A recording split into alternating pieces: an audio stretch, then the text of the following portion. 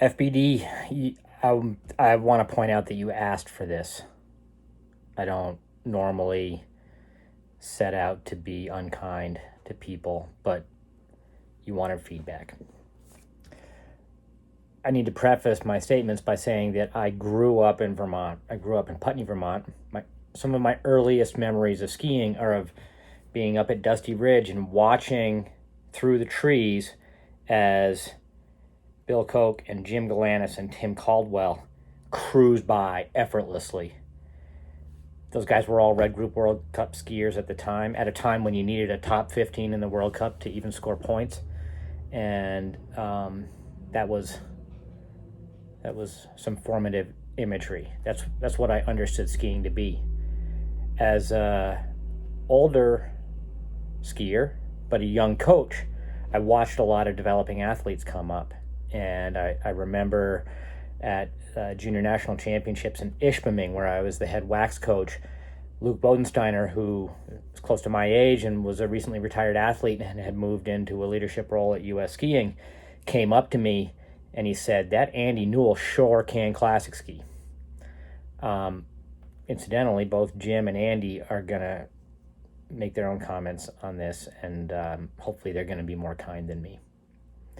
Shafe, this isn't skiing. There's nothing to comment on here. The point I'm trying to make by mentioning the images that I carry with me of Jim and Koki and Tim and of Andy and other great skiers who have come up are that all of these skiers move incredibly naturally. They grew up seeing the sport. They grew up mimicking good skiers. And when they set about to refine their technique, they refined something in a direction that was already well established and natural. The movements were natural. That's not you. You look, let's make an analogy here. You look like you showed up at the golf course with a golf club, and these poor teams that you're asking you to coach you, they're trying to coach you, and you step up to the ball, you address the ball, you've got the club, and then you try to club it like a baby harp seal, like you're just whacking at the thing like this, and you say, "How am I doing?" And these poor teams, they're trying to coach you to be more powerful and more athletic and change your body position, but you're clubbing harp seals and you're supposed to be hitting golf balls. I mean, it's not even a comparison. There's nothing to coach. You're not skiing. Oh, it's terrible. Look, I've worked with you on this before. I've worked with you in the winter, and that's pretty encouraging by comparison. I've worked with you on skating, and I believe that the first time we ever skated, I told you how bad you were, but I also told you that there was something to work on. I believe in providing some incentive and encouraging people when there's a positive return. But I want you to recall what happened the last time you asked me to comment on your classic roller skiing. What happened, Shafe? What did I tell you? Stop it. Don't ever classic roller ski again, is what I said. I gave you a good 20 minutes on the road, and then I tried you on a dirt road, trying to slow the speed down so that you weren't required to balance and ride the ski and stand well on a sketchy roller ski on pavement where the ground is hard and scary. It didn't work. You couldn't do it on dirt either. So we weren't able to even get to the level that you have achieved on snow, which is a lot better than what we're looking on here. This isn't skiing. You look afraid. You look like you don't believe that the ground is going to be underneath you when you step on it the next time, and so you won't leave it. Skiing needs to set you free. There's got to be some magic involved. I mean, the whole thing is this aesthetic thing. Look, you're a rower. You're an excellent rower. You've got a background as a super high-level racer. You know the feeling. When you get in the boat and you get the boat moving, of the boat setting free, you feel like you disconnect from the planet for just a moment, like there's something greater than the sum of the parts. There is nothing greater than the sum of the parts in what you're doing. There's no freedom. You never leave the world behind.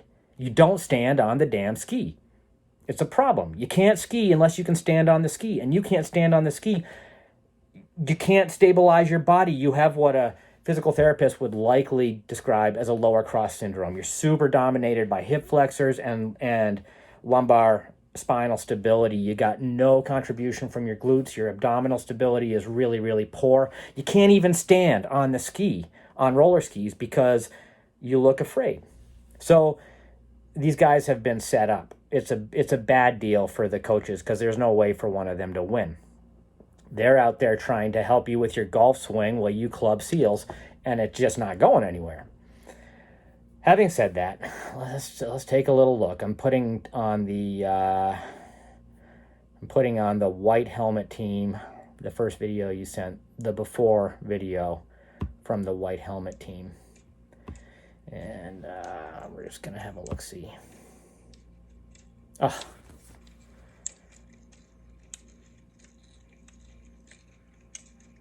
So you're trying to apply athletic movement. You're not a non-athletic person. You have strength, you have fitness. You're trying to apply athleticism to a non-athletic movement because you're not standing well enough. There's no foundation here for you to start from, which is why it's so bad.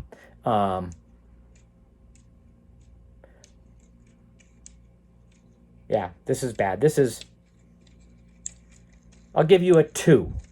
I'll give you a 2 instead of a 1 because it's clearly more practiced than just a true novice, but it's very, very bad.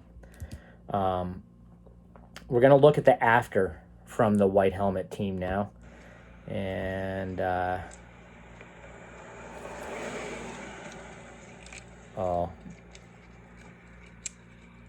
so I mean, they tried to coach your body position and move you forward, tried to get you to commit more. They tried to get you to be snappier in the movements. I don't know what they told you, but they actually got a little more extension and some application of power through the glute a little bit. They're trying to snap up your arm movements. It looks worse because now you're trying to like push hard on the planet, but you're not turning it into speed. You're trying to move the planet, and the planet's not going to yield to your weak little kick here. It just like trying harder at something that's not good to start with seldom fixes it. So while you've kind of changed your position and you're moving with quicker movements, the net effect is negative because it takes you a step further from natural skiing. And the reason for that is that you're not starting out by standing on the ski well.